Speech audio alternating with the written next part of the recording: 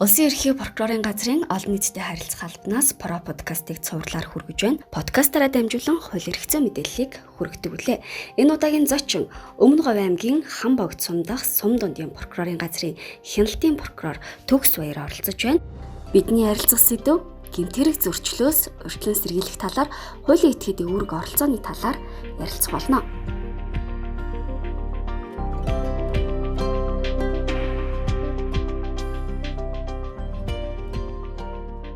Юуны тэрүүнд танд энэ өдрийн мэндийг хүргэе. Хамбогд сумаас холбогдож мэдээлэл өгөхөр болсонд баярлалаа. За баярлалаа. Хамбогд сум дахь Сум дундын прокурорын газраа төлөөлөн та бүхний подкастт өргөдөн оролцож байгаадаа миний хувьд мөн баяртай байна. Тэгэхээр гэмт хэрэг зөрчлөөс урьдчилан сэргийлэх ажил гэж юуг хэлдэг талаар юуны тэрүүнд мэдээлэл хүргэхгүй юу? Монгол Улсын их хурлаас 2019 оны 6 сарын 6-ны өдөр гэмт хэрэг зөрчлөөс урьдчилан сэргийлэх тухай хуулийг шинжилэн баталсан.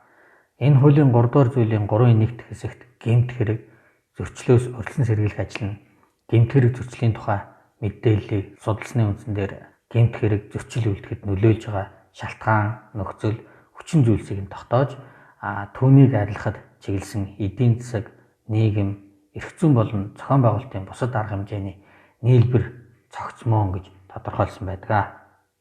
Ер нь бүхэл хуулийн этгээд за аж ахуй нэгж байгууллага гэмт хэрэг зөрчлөөс урьдчилан сэргийлэх ажлыг авч хэрэгжүүлэх ёстой байдаг шүү дээ. Хуульд яг хэрхэн яаж зохицуулж өгсөн байдаг юм болоо? Гэмт хэрэг зөрчлөөс урьдчилан сэргийлэх ажлыг хэрэгжүүлэх нэг субъект нь хуулийн этгээд буюу аж ахуй нэгж байгууллага юм.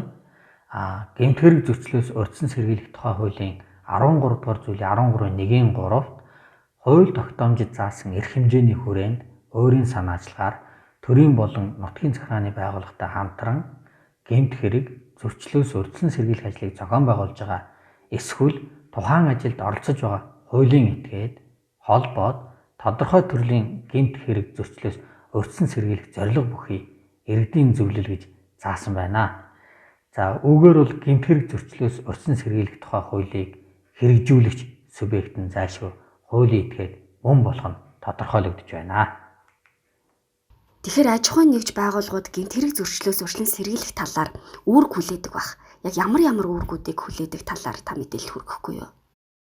Тэгэхээр хуулийн этгээд нь гэмт хэрэг зөрчлөөс урьдчилан сэргийлэх тухай хуулийн 30 дугаар зүйл зааснаар гэмт хэрэг зөрчлөөс урьдчилан сэргийлэх талаар 7-оос 8 төрлийн үүрэг хүлээнэ гэж тодорхой зааж өгсөн байдаг.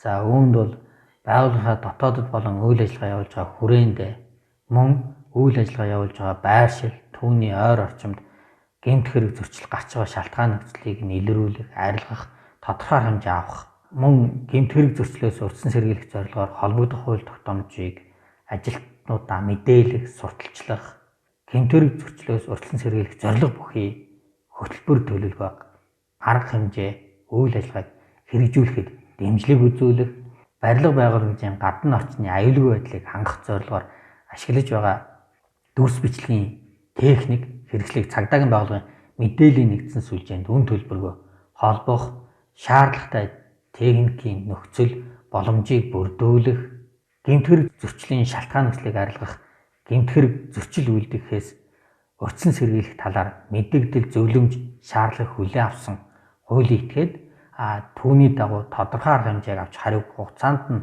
өгөх гэсэн үүргүүдийг тус хүлээдэг. Мөн гэмт хэрэг зөрчлийн шалтгаан нөхцөлийг арилгах урьд өмнө гэмт хэрэг үйлдэж ял шийтгүүлж байсан хүнийг гэмт хэрэг зөрчил үйлдэхээс урьдчилан сэргийлэх зорилгоор тэдэнд зориулсан ажлын байрыг бий болгох, хөдөлмөрлөх, дадал, туршлага олоход нь дэмжлэг үзүүлж болно гэж заасан байна.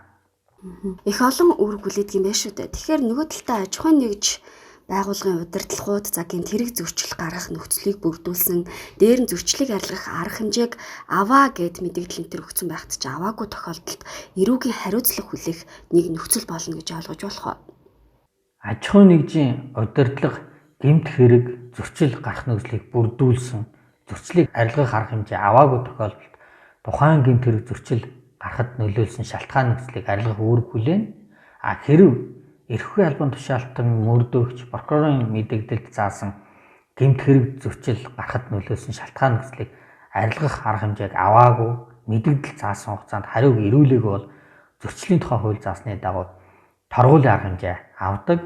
Одоо хүчин төгөлдөр үйлчилж байгаа эрүүгийн хуулиар 38 гэмт хэрэгт хуулийн этгээдэд эрүүгийн хариуцлага хүлээлгэхээр тодорхойлсны 7 хэрэг нь эрүүгийн хариуцлагыг хөндрүүлэх бүрэлдэхүүн болдгоо. Тэгэхээр Өмнө Говь аймгийн Хамбогд сумдах сум дундын прокурорын газрын тухайд ер нь хичнээн сумдад хяналт тавьж ажилладаг вэ?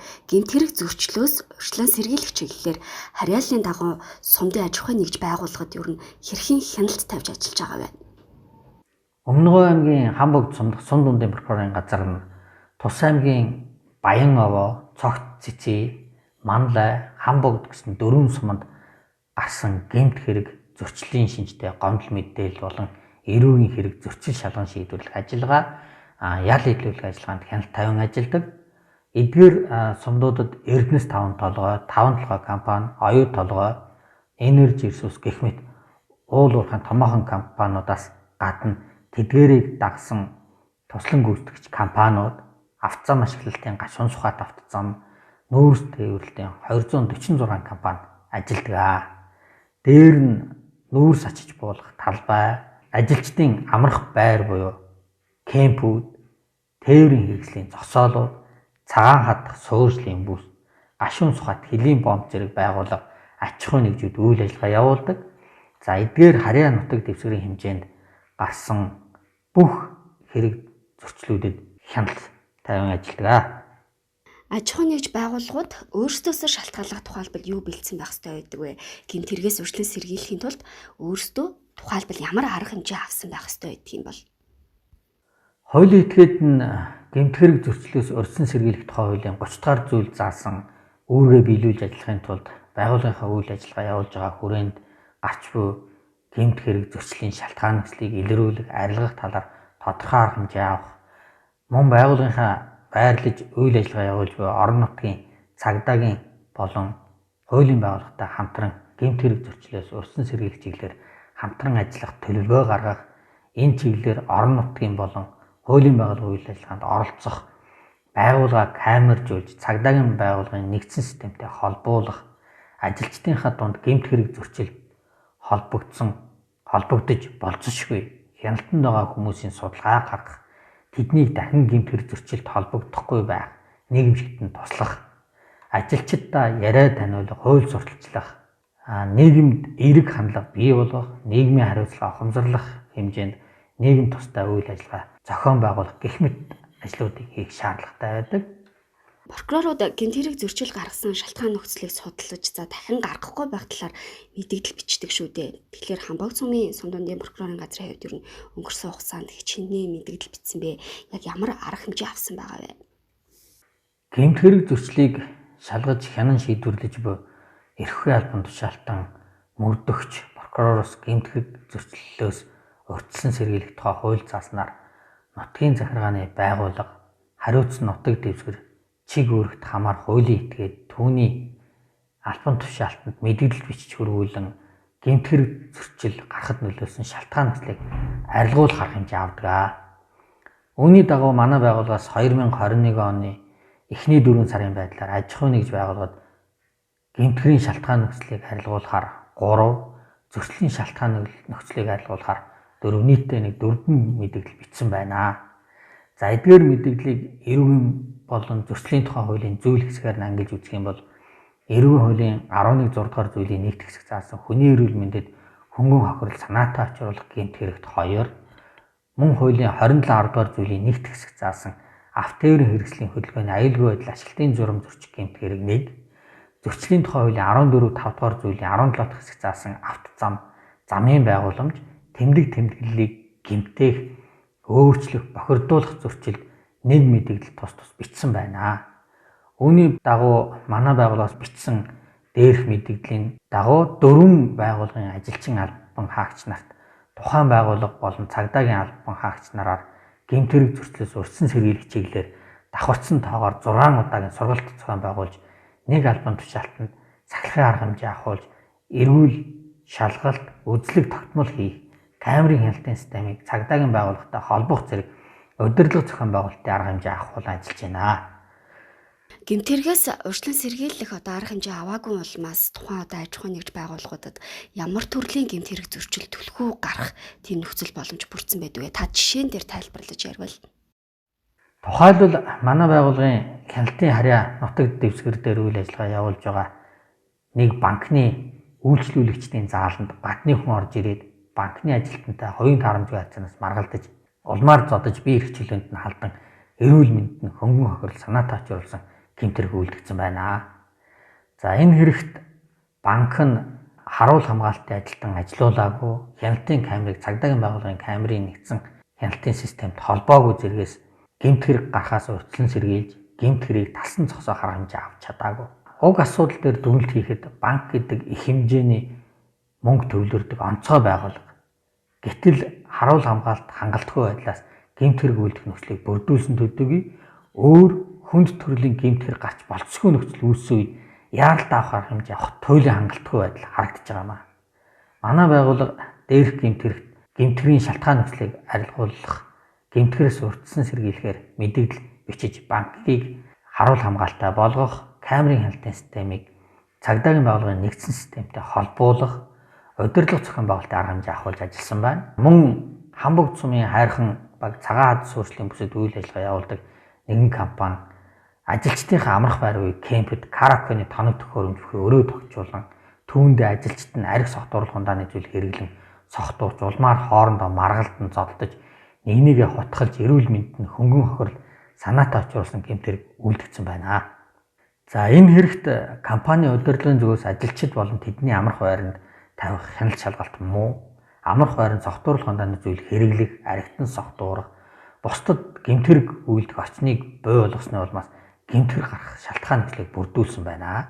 Энэ хэрэгт мөн мэдэгдэл бичиж согтууруулах ундааны зүйл хэрэглэн бусадтай зөв бус харьцсан бусдыг гэмтэрэг үйлдэхэд нөлөөлсөн ажилтнанд сахилгын арга хэмжээ тооцоолж гэмтэргийн шалтгаан нөхцөлийг арилгуулах арга хэмжээ авахулж ажилласан байна.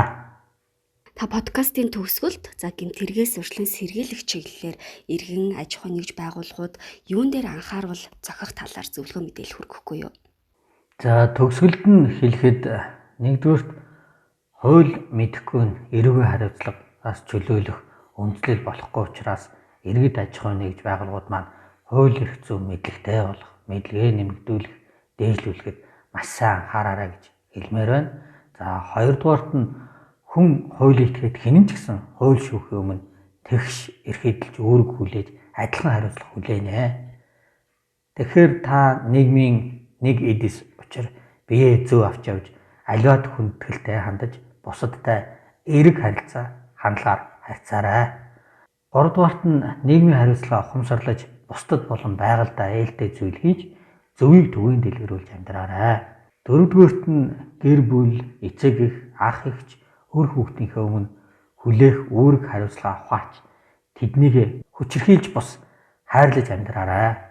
Тавдугаарт нь сархад савнаасаа бусдыг дийлдэг тул аль болох та уг зүйлийг бөө хэрэглээрэй гэж зөвлөх байна. Хамбогд сумаас бидэнтэй холбогдож мэдээлэл өгсөн танд баярлалаа. Ажлын амжилт хүсье. Баярлалаа. Та бүхэнд хувьсаа болон мөн Хамбогд сумд сундууны прокурорын газрын хамт олонноос зүгээс ажлын өндөр амжилт хүсье. Подкастын шинэ дугаар та бүхэнд хүрлээ. Подкасттай холбоотой санал хүсэлтээ олон нийтэд харилцах албанд ирүүлээрэй.